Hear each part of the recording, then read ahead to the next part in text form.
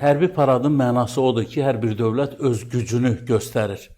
Mən şəxsən bu 80 illik parada Rusiyanın özünü dünya dövlətləri qarşısında bir reabilitasiya etməyə cəhd kimi görürəm. Ona görə ki, son 3 ildən artıqdır ki, Rusiya apardığı yanlış siyasət nəticəsində dünya dövlətləri arasında bir qovulmuş vəziyyətdədir. Təcrid olunmuş izqoy deyirlər, yəni o vəziyyətdədir. Ona görə də bu parad Putinə hava su kimi lazım idi. Putin çox çalışdı, yəni Azərbaycanı da bu avanturasına cəlb eləsin. Bütün resurslardan istifadə elədi. Dəyərli Ləman xanım, hörmətli Laf TV izləyiciləri, şükürlər olsun ki, Azərbaycan yəni bu təhlükəni, mən hesab edirəm ki, bu paradla bağlı orada oturanlar var idi. Yəni Çində, Qazaxıstanda, Özbəkistanda, Türkmenistan'da, Vyetnamda, Belarus, Ermənistan.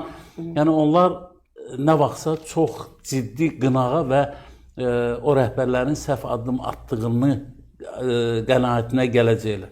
Qayıdıram, yəni bu parad Rusiya hədəfinə çatdı, əlbəttə ki, çatmadı. Yəni hamı bilir ki, o parad o vaxt yəni yerinə düşər. Necə ki, biz 44 günlük zəfər paradı yadınıza gəlir. Bizim Azadlıq meydanında Qarabağımızı işğaldan azad eləmişdik. 30 ilə yaxın müddətdə bizi aldadan, namərcəsinə xəncəri, o necə deyərlər, kürəyimizə saplayan üçlük var idi. Amerika, Fransa, Rusiya. Yəni biz bunu keçmişik. Bizi torpaqlarımızı işğaldan azad eləyəndən sonra qardaş Türkiyə ilə bir yerdə möhtəşəm hərbi parad keçirdi və bütün dünyaya bəyan elədik ki, budur bizim gücümüz. Və bu paradın mənası nə idi? Başa düşürəm ki, bu 80 illik idi. Yəni Alman faşizmi üzərində qələbənin 80 illik idi.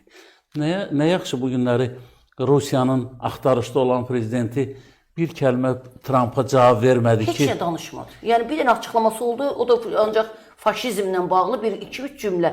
Heç nə demədi. Dünən, Trump dünən, bir də ki, ötən günlərdə nə dedi? Dedi, bu qələbə bizim qələbəmizdir, Amerikalıların qələbəsidir və Rusiyanın bu qələbəni öz adına yazmağa nə mənəvi, nə də hüquqi haqqı yoxdur. Amma ona bir söz atıb Putin.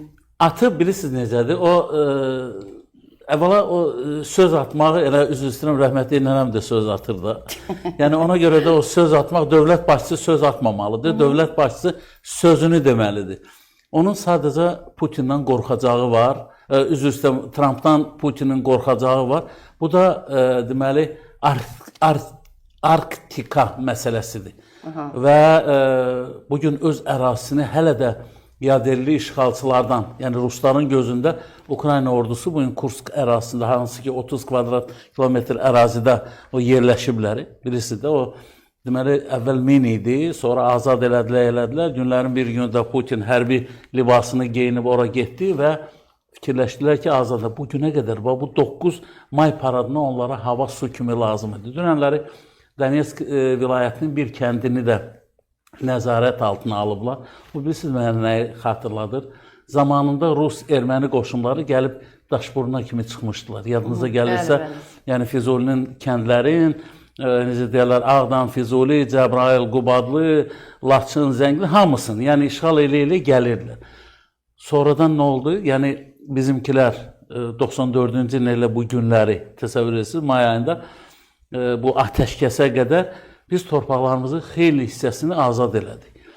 Və bugünkü parad bir də onu göstərdi ki, o paradda Rus ordusu nəyi göstərdi? Rus ordusu onu göstərdi ki, papaq başında qalmır. Orada çox maraqlı, adətən paradlarda hər şey elə nizamlanır.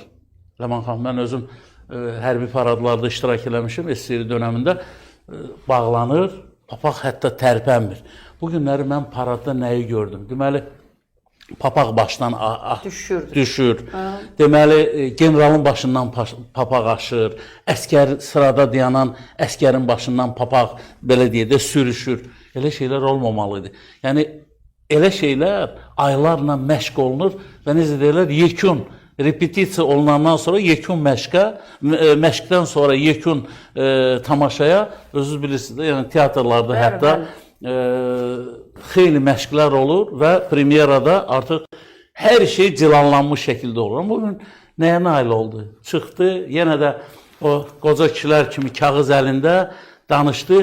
7 saat o günləri deməli o gün deyirdi Dünya Sağ gün Xi Jinpinglə danışıblar 7 saat. Yəni ikilikdə də müzakirə ediblər. Bugün paradda da nəysə ona izah eləməyə çalışırdı. Nə izah eləyirdi? Rus əskəridir, hərbi geyimdir. Bir yeni texnologiya yoxdur deyəsən ki, ona izahını verirsən, bu yeni texnologiyadır. Puallar desən yeni olub bu ilə, deyəsən hansı pualları göstəriblər? Deyirlər də, yəni xəbərlə biz xəbərlərdən işləyirik. Bir başa düşün. O pualları Belarus deməli yol patrol xidməti yollarda istifadə eləyir. Biləsiniz siz. Hər halda o puallardan biz istifadə eləmirik və nə yaxşı ki, istifadə eləmirik. Ona görə ki, bizim daha müasir puallarımız var. Bakıda istehsal olunan puallar var. Kəşfiyyat xarakterli, həm də kamikadze, yəni kəşfiyyat aparır, sonra da hədəfi məhv eləyir. Mən məsəl üçün gözləyirdim ki, bugün belə ancaq gözüm deməli saytlarda oldu ki, bugün indi Putindən açıqlamalar gələcək. Yəni qələbəni keçirirsəm aydındır, başa düşürəm 80 illik qələbədir. Amma eyni zamanda həm də bu gün müharibə aparan ölkəsən və bu qələbədə bugün öz təkcə ordunun qüdrətini nümayiş etdirməklə yanaşı bir-iki iddianı da ortaya qoymalısan da. Yəni deməliydin ki, bəli biz bugün həm də nə deyəcək? Düşündüm ki, bəlkə Kurskda da bir müvəffəqiyyət olmadı ha. Yəni bir qələbə paradına qədər oranı dəlinin yadına daş salmaq, yəni insanların yadına salmaq ki, Kursk hələ də Ukrayna və ümumiyyətlə yəni onun üçün böyük bir rüsvayçılıq idi ki, dilə gətirsin ki, gedib başqa bir suveren ölkənin ərazisinə girib 4-cü ildir. Və güya orada amma özün də faşizmdən danışırsan. Əlbəttə ki, bilirsiniz necədir? Deyir, adımı sənə qoyuram, səni də yana-yana. Belə bir məsəl vardı, elədir.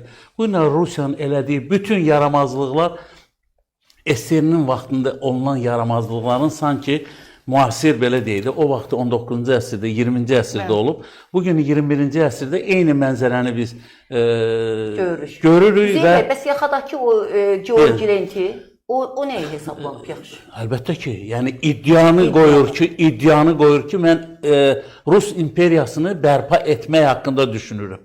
Bu xəstələr doğrudan xəstədir deyir, SSR-ni bərpa eləyirəm. Və baxın, sizlə, mən də dəyərli izləyicilərimiz arasında kifayət qədər insanlar var, SSR vaxtı yaşamış. SSR 15 respublikadan ibarət olub, düzdür? 15 respublikanın Pribaltika tərəfini götürəndə 3-ü də NATO üzvüdür. Ukraynanı yaddan çıxart, Moldovanı yaddan çıxart. Deməli, burada Gürcüstanı yaddan çıxart. Nə qaldı? Bir Həsir qalır, bir Məmməd Nəsir də. Elədir də. Yəni, nə qalır? Sən SSR-ni kimlə bərpa eləyəcəksən? Bu SSR bunun anlayışında kollektiv təhlükəsizlik müqaviləsi təşkilatı kimi bir ölü bir qurumdur. KTMT, Ləman xanım, sən KTMT bir təşkilat yaratmışsan, hərbi güc yaratmışsan. Gedib Şimali Koreyanın 1 manat deyirəm, 1 metr 15 santimetrli əskərin gətirir, onunla qürur duyursan ki, bizim iki tərəfli müqaviləm. Bəs sənin 5 tərəfli müqavilən var KTMT çərçivəsində. Bu, özün rüsvay elə bilirsiniz necədir? Zaman gələcək, hamımız güləcəyik, bizim uşaqlarımız güləcək. Balaca bir, belə deyək, nə bədəni bədəndir, nə görünüşü görünüşdür. Amma iddialarına baxarsınız.